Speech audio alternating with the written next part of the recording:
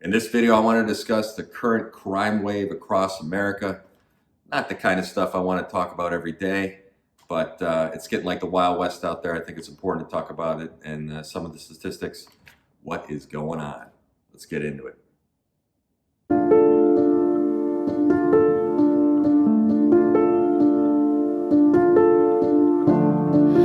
No, I'm not running back to you now. Said I was all in, then you let me down.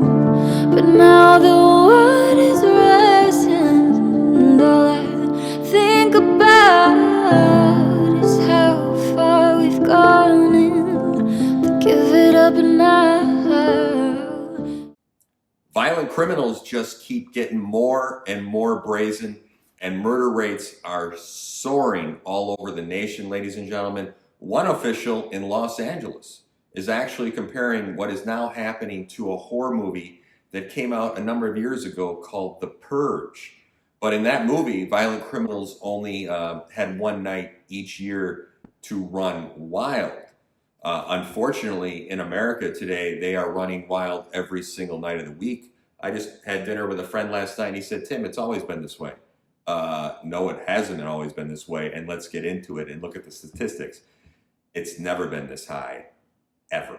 So it's terrible. You know, this one gentleman said it's terrible to every morning get up and have to look at the numbers and then look at the news and see these stories. It's just crazy. It's just crazy, and this needs to stop, said the Philadelphia mayor, Jim Kenney. He said his city's, surpassed its annual homicide record of 500, which stood since 1990. That record stood since 1990. It's been surpassed. Check out this map. You know, Philadelphia, a city of roughly 1.5 million people, has had more homicides this year, 521 as of December 6th, than the nation's two largest cities. New York, 443, December 5th, Los Angeles, 352, November 27th. That's an increase of 13% from 2020, a year that nearly broke the 1990 record. You know, they're up all over the country. Chicago, the nation's third largest city, leads the nation with 739 homicides as of the end of November, up 3% from 2020, according to the Chicago Police Department crime data. Chicago's deadliest year remains 1970, when there were 974 homicides. Philadelphia's homicide record was broken in the same week. The Columbus, Indianapolis, Louisville eclipsed records for slayings. Other major cities have surpassed their yearly homicide records, such as St. Paul, Minnesota, Portland, Oregon, Tucson, Arizona, Ohio, Toledo, Ohio, Baton Rouge, Louisiana, Austin, Texas, Rochester, New York, Albuquerque, New Mexico, which broke its records back in August. They're all breaking records across the nation. It's nothing new, right? You know, there are 12 large U.S. cities that have already broken their all-time murder records for an entire year. 12 major U.S. cities have broken annual homicide records in 2021, and there's still 3 weeks to go in the year, 2.5 weeks. In Los Angeles, violent crime numbers are going up so fast that it's difficult to believe that the figures are actually real. Are we going after Chicago's record? The LAPD reports that in the first 24 weeks of 2021, reports shot fired were up 48%. Reports of shots fired were up 48%. The number of people wounded by gun violence was up 50%, and homicides were up 26%. The environment in the city has completely changed. During a recent television interview, the head of the LA police protectively warned tourists. He said it. This wasn't some fool on the internet. the head of the LAPD protectively warned tourists not to come to the city this holiday season. He states, take a look at this.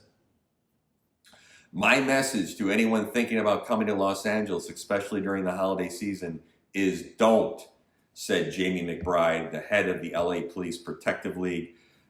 The union representing LAPD officers said in a television interview.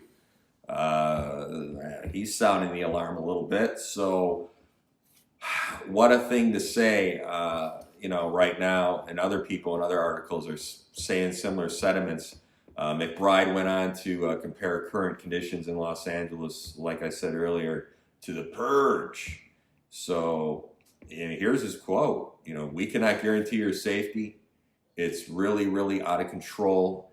I said it to people before. It's like the movie Purge. Instead of 24 hours to commit your crime, these people have 365 days a year to commit whatever they want, said McBride. So it's getting like Escape from LA. So that's pretty astonishing. Wow. That's all I can say. This isn't just anyone, folks. This is not some fool on the internet. Other people are speaking up about it. And this is the head of the union that represents police officers in Los Angeles. So crime right now, it's so out of control in LA that even people that don't like guns, are arming themselves. This comes from a New York Post article and another article. Beverly Hills resident, are arming themselves with guns in the wake of violence. A resident of Beverly Hills said, "I've always been anti-gun, but it's so out of control, and I am right now in the process of getting myself shooting lessons because I now understand that there may be a new need for me to know how to defend myself and my family. Right now we are living in fear. We have neighborhood group meetings in Beverly Hills, and there's been uptick in criminal activity in Beverly Hills. Of course, things aren't much different in Northern California as well. If we take a look at San Francisco, the atmosphere of lawlessness is seemingly everywhere. And it's just, I'm not bashing California, it's everywhere. In San Francisco at this point, the pandemic, emptied parts of San Francisco and highlighted some of its drawbacks. Human, dog feces smeared across sidewalks, home and vehicle break-ins, overflowing trash cans.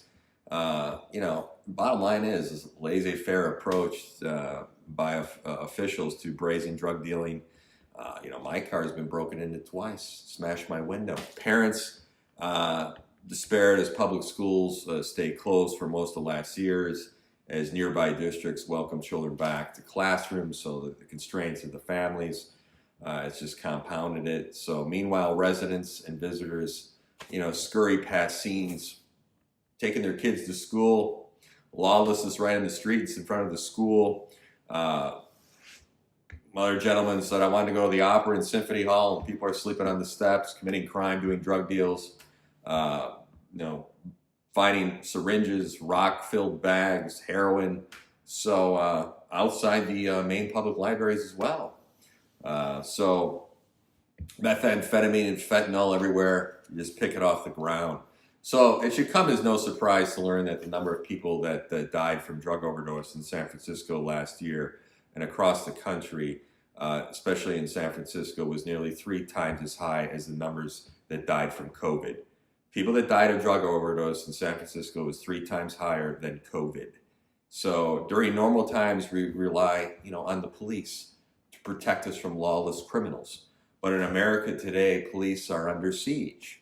And they know with the bail reform and all this, that they arrest someone, they're going to be right back out on the streets. Heather McDonald, she's a fellow at the Manhattan Institute and amongst the nation's foremost statisticians of crime, blasted current criminal justice reform policies, which signal to criminals that even, appalling savage crimes have no consequences, calling the narrative of her opinion, minorities under the threat from police in America, a completely false and one perpetuated by the current administration, in her opinion, and the media. And she's sounding alarm, warning that civilization is breaking down as the country undergoes a slow motion riot. She states, I can't, I can tell you across the country in the United States today, when cops get out of their cars to make an inquiry, to question somebody who's, acting like he's pulling up his gun out of his waistband to go into a, drug set, they find themselves routinely surrounded by hostile, jeering crowds, throwing things, at them. She said they are basically assaulted. In her opinion, this is what it's like to be a cop in America today, in her opinion. She added. So, rhetoric was ratcheted up, defunding the police. Now that rhetoric is sort of ratcheted down. Some police departments were defunded. Every single day, police officers put their lives on the line when they go to work, she reiterated. So 314 police officers have been shot so far in 2021, and the final number for the year will inevitably be even, higher. So mainstream media's got a lot of power, and, the mainstream media, many groups on the left, in her opinion, continue to relentlessly demoralize the police, and this is driving good people out of the profession in record numbers. Based on her point there, I know that for a fact. I know a lot of cops. A lot of people are retiring earlier, going in other professions, going into private security. A workforce survey released in June by the Police Executive Research Forum found the retirement rate in police departments nationwide jumped 45% over 2020 and 2021, and another 18% of officers resigned. The survey found a development which coincided with nationwide social justice protests and calls to defund, law enforcement agencies following the tragic, death of George Floyd at the hands of Minneapolis police officers. So, as the trends that we're looking into, this is continuing to escalate. Is likely that this is probably going to continue into 2022, and it could be even worse because of the laws that have been instituted and the policies. But it's just out of control. So the worst criminals in America are not, in my opinion, the violent thugs on the streets. That's a smokescreen. Often, the worst criminals dress in suits and walk in the halls of power. Remember that. They're setting the policy. They got the money.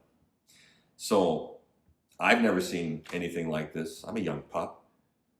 This utter lawlessness in America, I know way back in the day, people have seen it. But just about every form of evil that you can possibly imagine is exploding in our society, and our country has now become, quite frankly, unrecognizable. And, decades of incredibly bad decisions have brought us to this point, and the years ahead are going to be more chaotic than most people would dare to probably imagine. Never let a good crisis go to waste. Divide and conquer. It'd be nice to see people to come together, but we have the two-party system, the two-card Monte.